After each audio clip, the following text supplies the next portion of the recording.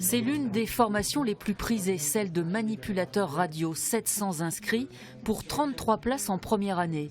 Pas de tronc commun de médecine pour eux, ils se sont inscrits sur Parcoursup avec des motivations communes. Le côté déjà humain, le contact avec le patient, le plaisir de donner, le plaisir de prendre soin, et puis aussi le côté aussi technique.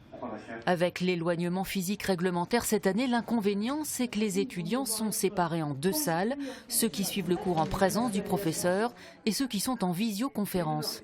Oui, c'est pas évident comparé à l'année dernière où on pouvait poser des questions, comme là on n'est pas dans la salle avec le prof, c'est compliqué. Donc là, on va partir sur un bilan standard de genoux, d'accord ? Mais théorique, la formation est aussi pratique dans les services de radiologie des hôpitaux et ici, dans cette salle de simulation où l'enseignant apprend et observe une prise en charge lors d'un jeu de rôle. Ça me paraît très bien. L'inclinaison semble suffisante. Hein, et puis le diaphragme qui a été réglé. Voilà. Ça me convient très bien. En général, on nous confond soit avec des infirmières ou des médecins, ou alors on est juste la personne derrière un paravent. Il y a quand même, donc nous ça se fait en licence, donc quand même le stade qu'une infirmière avec un diplôme d'état à la fin. Donc ne bougez pas madame, il y en a pour quelques secondes. Ce sont plutôt des candidats issus des filières scientifiques ayant de solides bases en physique, compte tenu du maniement des appareils, mais aussi en anatomie, en plus de qualités humaines propres. Il faut savoir être à l'écoute et bienveillante avec nos patients, il faut savoir comment les prendre en charge, comment les manipuler.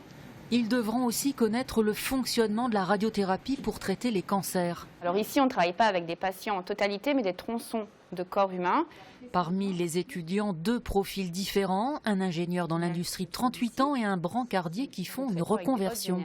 Donc c'est pas, voilà, ça ne permet aucune erreur. Je pense que je suis arrivé un peu au bout de ma carrière de brancardier et j'ai voulu évoluer professionnellement et intellectuellement. J'avais vraiment la volonté de repartir sur quelque chose de complètement nouveau et je me suis dit j'approche la quarantaine, c'est le moment ou jamais. Et donc vous allez évaluer tout seul si vous avez travaillé correctement ou pas. Quand on fait le choix de faire un métier du soin en reconversion professionnelle, c'est pas par hasard, c'est qu'on a une histoire de vie, c'est qu'on a eu des expériences qui ont conduit à avoir l'envie de s'occuper de l'autre. Donc c'est généralement de bons candidats. 2 places sont réservées à la reconversion dans ces études qui garantissent une employabilité immédiate au bout de 3 ans d'études.